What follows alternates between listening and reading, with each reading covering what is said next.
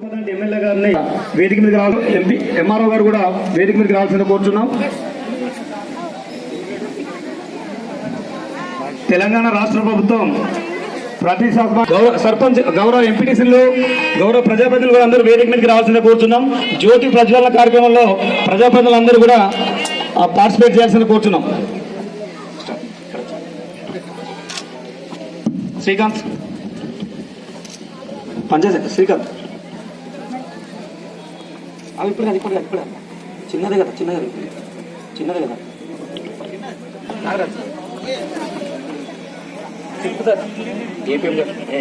లేచి మాజీ జెడ్పీటీసీ గారు మాజీ సర్పంచ్ గారిని కూడా దయచేసి వేదిక మీదకి రావాల్సిందిగా కోరుచున్నాం. అమ్మ ఆదర్శ కమిటీ చైర్మన్ గారు కూడా వేదిక మీదకి రావాల్సిందిగా కోరుచున్నాం. అమ్మ దేశంతో మన యొక్క అమ్మ ఆదర్శ పంచాయతీరాజ్ కమిటీ మహిళా మూర్తులతో మనం చేస్తున్నాం. మీరందరూ కూడా దయచేసి అందరూ కూడా ప్రభుత్వ పాఠశాల మన గౌరవనీయులు మన కుప్పదంటి ఎమ్మెల్యే గారు చాలా విద్యార్థికుడు. మన తెలంగాణ రాష్ట్రంలోనే మాటను ఖచ్చితంగా గౌరవిస్తూ మన యొక్క మల్యాల జిల్లాలోనే ముందు ఉండాల్సిందిగా విద్యారంగంలో కోరుకుంటూ థ్యాంక్ యూ. అదేవిధంగా కలెక్టర్ గారిని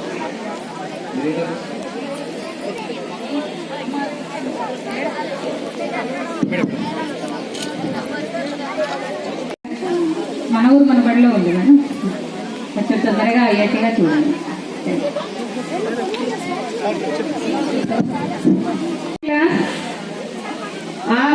శ్రీదర్శన్ రెడీ ఉంటున్నానా? ముందుకు రండమ్మా. 8th క్లాస్ నుంచి K Vignesh, 9th class C Abhiram, వరుసగా APC chairman boys high school ముందుకు రండమ్మా. నెక్స్ట్ గర్ల్స్ హై స్కూల్ నుంచి అలాగే మన ఏపీసీ చైర్మన్ గారు కూడా ముందుకు రండి. 10th క్లాస్ అప్రా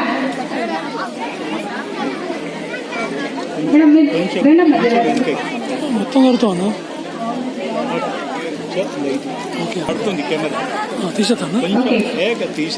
అందరూ ఇక్కడనే ఉండండి నాన్న, బుక్స్ తీసుకొని. తర్వాత ఎం శ్రీజ 9th మన ఏపీసీ చైర్మన్ తను కొంచెం ఇక్కడ రానివ్వండి. మనం 6th క్లాస్ ఎండి సుఫియా,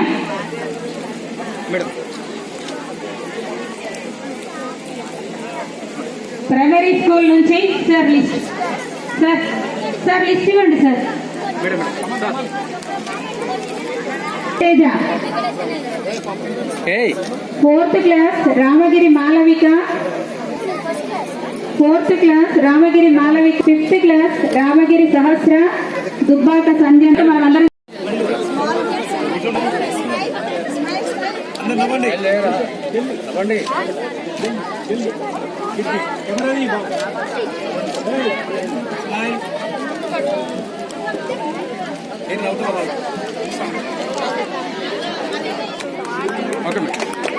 నుంచి మన స్కూల్స్ రీఓపెన్ అయిన సంగతి తెలిసిందే.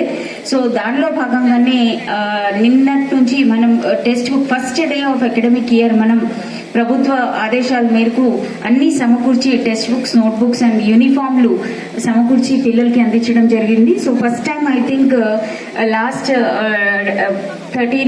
10 years నుంచి మనం first time on the first day మన ఈ ఫెసిలిటేషన్ అందరు కూడా పిల్లలకి అందించడం జరుగుతుంది. So this is possible only because honourable CM గారు అంటే ఒక 3-4 months ముందు నుంచే ఈ ప్రణాళిక చేసుకోవడం వల్లే మనం సాధించగలిగాం. ముఖ్యంగా అమ్మ ఆదర్శ పాఠశాల కమిటీ ఏదైతే కాన్సెప్ట్ ఉందో దాన్ని కూడా గౌరవ సీఎం గారు ఆలోచించి మహిళామూర్తులు ఎలాగైతే ఆర్గనైజ్డ్ ఉంటారో ఆ ఆర్గనైజ్డ్ వేలో వాళ్ళు ప్రతి పని సక్రమంగా చేసేటట్టు చేస్తారు కాబట్టి వాళ్ళకి బాధ్యత అనేది ఇవ్వడం జరిగింది.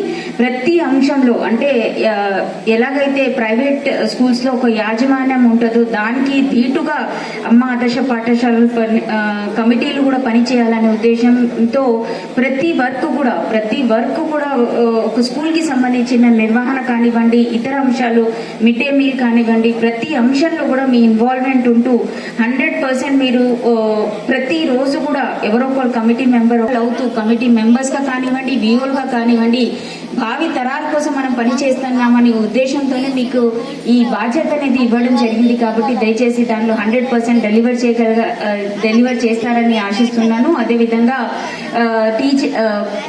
టీచర్స్తో కూడా నా విజ్ఞప్తి ఒకటే, అన్ని సమకూర్చే బాధ్యత గవర్నమెంట్ తీసుకోవడం జరిగింది.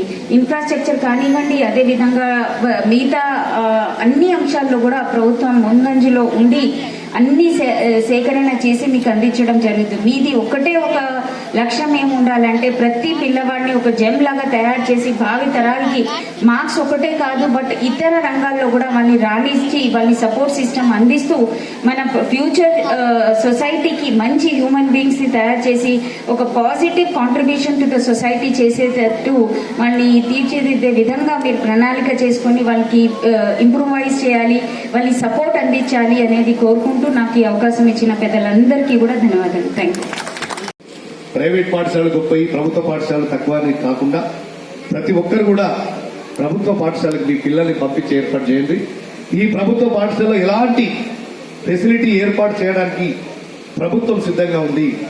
ఇక్కడ ఎమ్మెల్యేగా మీకు ఏ అవకాశం, ఏ ఫెసిలిటీ కావాలన్నా మీ స్కూల్లో చేయడానికి నేను సిద్ధంగా ఉన్నా.